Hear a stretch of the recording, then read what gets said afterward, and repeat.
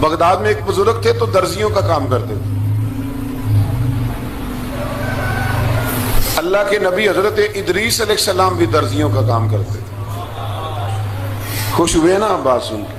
پیشہ کوئی بھی برا نہیں, ایک برا ہے وہ ہے ہاتھ پھیلانا, اس کے علاوہ کوئی پیشہ برا یہ برا نہیں, یہ ہاتھ پھیلانا برا ہے.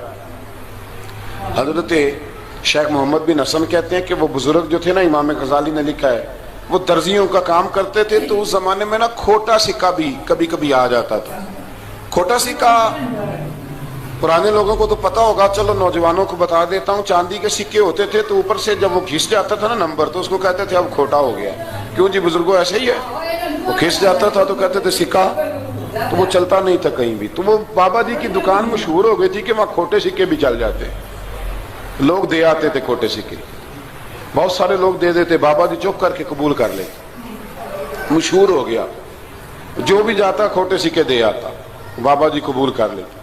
پھر شام کو نہ گھوڑے پہ بیٹھ کے جاتے اور دریا میں بہا.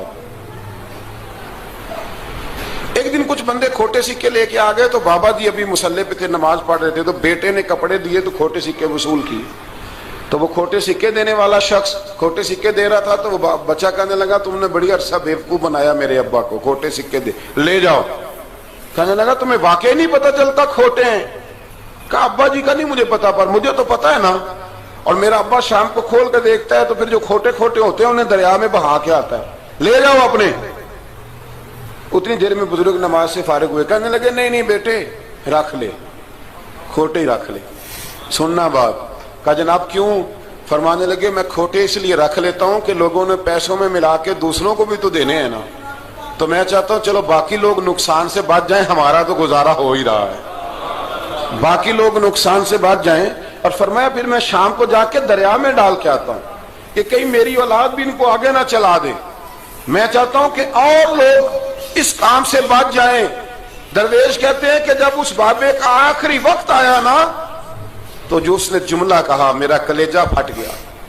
آخری وقت جو اس نے دعا مانگی تو فرماتے ہیں میرے اندر وجد اور کیف کی صورت پیدا ہو گئی. فرماتے ہیں ان بزرگوں نے اپنے آخری وقت دعا مانگی, اے اللہ میں نے ساری زندگی کھوٹے سکے قبول کیے تاکہ تیرے بندے شر سے بچ جائیں, تو یا اللہ تو بھی اس کھوٹے سکے کو قبول فرما لے. اللہ میں نے کھوٹے سکے قبول کیے, کھوٹے, تاکہ تیرے بندے تکلیف سے بچ جائیں. تو مالک میں بھی کھوٹا ہی ہوں, اللہ تو بھی اس کھوٹے کو قبول فرما لے. اور یہ دعا مانگ کے نا تو کبھی روتے کبھی ہنستے. لوگوں نے کہا کیا ہوا؟ کہتے ہیں لگتا ہے رب نے کھوٹا سکہ قبول فرما لیا, لگتا ہے کہ اللہ نے کھوٹا سکہ قبول. لوگوں کو تکلیف سے بچائیں. ہمارا وجود یارو مطلب کیا ہو جائے گا 2 منٹ کے لیے سمجھ لیں کیا ہو جائے. یعنی اگر آپ بڑے غصے سے باہر آئے اور پاپڑ بیچنے والے پہ آپ نے غصہ نکال لیا سارا, میں رات کی ڈیوٹی کر کے آیا ہوں, تھکا ہوا ہوں, اور تو پاپڑ بیچنے آ گیا, تم لوگ بڑے نالائق ہو, بدتمیز ہو. آپ نے یہ سخت جملے کہہ دیے, چپ کر کے وہ آدمی معذرت کر کے گزر گیا. وہ تو سارا دن پریشان رہے گا نا کہ میری غریبی کا مذاق اڑا ہے. مطلب ہو کیا گیا, ہوا کیا اگر اس نے کوئی بات کر لی. اعلیٰ حضرت فاضل بریلوی کے خلیفہ تھے لاہور میں, سید ابو البرکات شاہ صاحب رحمت اللہ تعالی علیہ. تو رات کو ایک شخص تراویح کے بعد حضرت سویا کرتے تھے. بہت سارے لوگ تو سو ہی نہیں پاتے رمضان کی راتوں میں, سو ہی نہیں پاتے, میں خود نہیں سو پاتا. اب تراویح سے اگر آپ 10:30 فارغ ہوئے تو 2 بجے اگر آپ کو دوبارہ اٹھنا ہے تو بیچ میں آپ کو کیا ملے گا؟ اگر آپ نے کچھ پڑھنا پڑھانا ہے, صبح درس دینا ہے, تو پھر تو آپ کے لیے بڑا اور یہ خاصا مشکل کام ہے, یہ خاصا مشکل کام ہے. آپ یقین کریں چند تفسیریں دیکھتے ہیں تو ٹائم بہت زیادہ ہو جاتا ہے.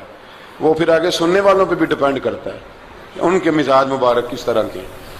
سید صاحب رحمت اللہ علیہ نا عشاء کی نماز کے بعد تراویح پڑھ کے تو کچھ عبادت کی, کچھ مطالعہ کیا, صبح درس دینا تھا, تو تھوڑی دیر کے لیے بوڑھے آدمی تھے, تھک گئے تو سو گئے. ایک بندہ نہ کہیں گیا ہوا تھا تو واپس آیا تو اس نے دروازے پہ دستک دی. تو سید صاحب کے بیٹے تھے, بخاری شریف کی شرح لکھی, بڑے عالم تھے, سید محمود رضوی صاحب رحمت اللہ. رضوی صاحب کہتے میں نے دروازہ کھولا, میں نے کہا ہاں جی بولو. کہنے لگا جی میں نے سید صاحب سے ملنا ہے. مفتی اعظم پاکستان تھے وہ, لاہور میں حزب الاناف ادارہ تھا, سید ابو البرکات صاحب. میں نے حضرت صاحب سے ملنا ہے. تو کہا کوئی حکم ہو تو مجھے نہیں جی میں نے انہی سے ہی ملنا ہے. یہ بھی بڑا مسئلہ ہوتا ہے, میں نے انہی سے ہی ملنا ہے. چلو ٹھیک ہے جی انہی سے مل لو.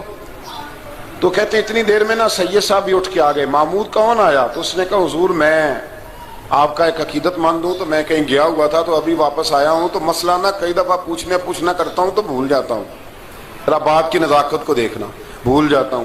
تو یاد آیا تھا تو میں نے کہا چلو ابھی پوچھ آتا ہوں, گزر رہا تھا یہاں سے. میں پوچھو. کہنے لگا جی پوچھنا یہ تھا کہ جس نے فرض جماعت کے ساتھ نہ پڑھے ہوں رمضان میں تو کیا وتر جماعت سے پڑھ سکتا ہے؟ مسئلہ پوچھنا تھا. علامہ محمود رضوی صاحب کہتے ہیں مجھے بڑا ہی غصہ آیا. میں نے کہا کہ پتہ نہیں کوئی اس وقت مشکل آ گئی ہے جو رات کو آیا ہے. کسی وقت انسان رات کو طلاق دے بیٹھتا ہے, کوئی ایسی بات ہو جاتی ہے تو عالم کے دروازے پر, یہ تو عام سا مسئلہ ہے, سویرے بھی پوچھ لیتا. اتنی تکلیف دی اس نے, کتنی بڑی اذیت ہے. اور ایسے ہوتا ہے, ہم نہیں احساس کرتے کہ یار تھوڑا سا دیکھ لیں, ماحول کو دیکھ لیں, طبیعت کو دیکھ لیں. مجھے بڑی اچھی طرح یاد ہے کہ میں نے ایک دفعہ نا ایک عالم سے مسئلہ دریافت کیا, وہ ہمارے استاد تھے, تو مجھ پہ ناراض ہوئے. میں بڑا پریشان ہوا کہ پوچھی تو میں نے دین کی بات تھی, تو استاد ہی ناراض ہو گئے. استاد واپس آیا تو یہ کہنے لگے تمہیں پتہ ہے میں شوگر کا مریض ہوں. میں بڑی تکلیف میں تھا اور میں نے نماز کے لیے میں جلدی کیوں اٹھ کے چلا گیا تھا, میں نے ایک روٹی کھانی تھی, مجھے کچھ ہو رہا تھا. تو اب میں اگر تجھے انکار کرتا دین کی بات, تھوڑا دیکھ لیا کرو, مزاج کو سمجھ لیا کرو, تم سمجھتے نہیں, احساس نہیں پیدا کرتے. وہ بڑی اس وقت چیز سمجھ میں آئی کہ کچھ چیزیں ایسی ہوتی ہیں ہر وقت انسان ایک موڈ میں نہیں ہوتا. آپ سمجھیں, بہرحال جو بات کر رہا ہوں اس کو سمجھیے گا. تو وہ کہتے ہیں کہ سید صاحب نے اس کو کہا, میں بات ختم کرنے لگا ہوں, کہا کہ وہ اگر نہیں نہ پڑھے فرض جماعت کے ساتھ تو بہتر یہ ہے کہ وتر بھی جماعت سے نہ پڑھو. وہ بندہ مطمئن ہو کے چلا گیا.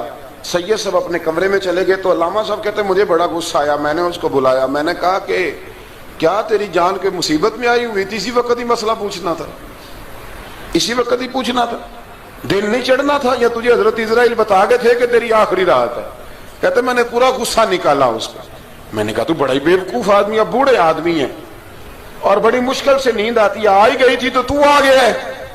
کہتے میں غصہ کر رہا تھا تو سید صاحب آ گئے, تو آ کے مجھے ڈانٹا, چپ کر, اس طرح کسی کے ساتھ بات کرتے ہیں. پھر اس کو کہنے لگے بھائی معاف کرنا, یہ ابھی بچہ ہے, اسے پتہ نہیں.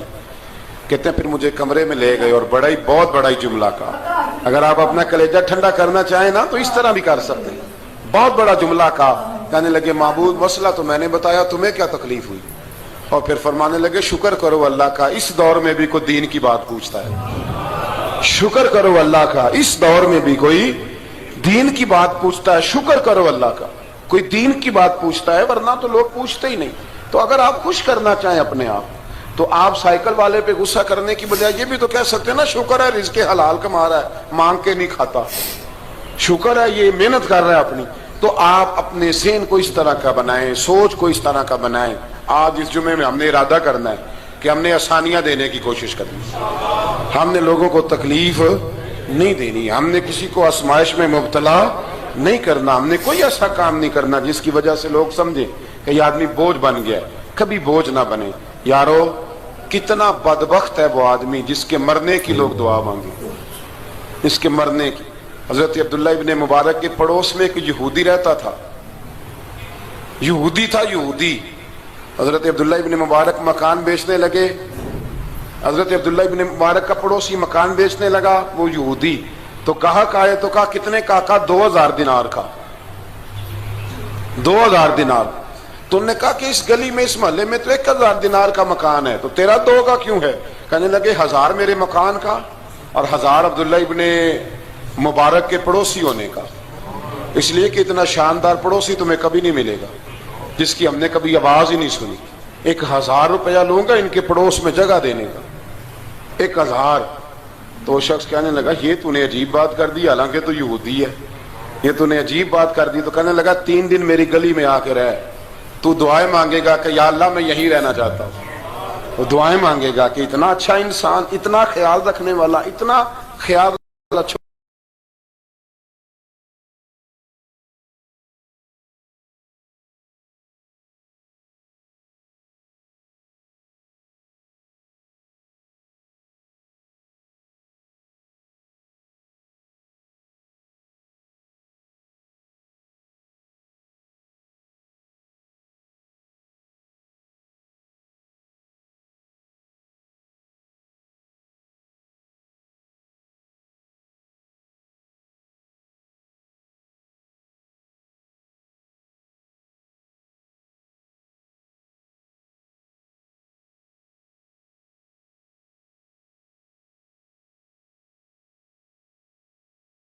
کسی سے پیار کریں. اور یارو چھوڑو مزدور بن جاتے ہیں. شیخ سعدی کہا کرتے تھے جب سے مخدوم بناؤں نا لوگوں سے خدمت کرانے لگاؤں مزہ ہی نہیں آیا. مزہ تو تب آیا ہے کبھی نانی کی خدمت, کبھی دادی کی خدمت, کبھی ابا کی خدمت, کبھی اس کی خدمت. کہتے ہیں وقت گزرا تو پھر استادوں کی خدمت, پھر اللہ نے موقع دیا تو پھر پیروں کی خدمت. اور کہتے ہیں میرا تو دل کرتا ہے میں مریدوں کی بھی خدمت ہی کروں, میرا تو دل کرتا ہے میں شاگردوں کی بھی خدمت ہی کروں. کہتے ہیں جو مزہ خدمت میں آیا ہے وہ خدمت کرانے میں یہ مزہ بھی لینے کی کوشش کریں. آج نا مخدوم بڑے ہی بن گئے ہیں, مخدوم بڑے ہی بن گئے. کس کس کی بندہ خدمت کرے؟ تو اس طرح کریں, کچھ خادم بھی تو پیدا ہونے چاہیے نا, کچھ خادم بھی پیدا ہونے چاہیے. مہمان خصوصی بڑے ہو گئے, کوشش ہونی چاہیے کچھ عام سے بھی مہمان بنے, عام سے بھی, جو خاص مہمان نہ ہوں, جن کا ارادہ ہو کہ نہیں ہم نے پیار ہی بانٹنا ہے.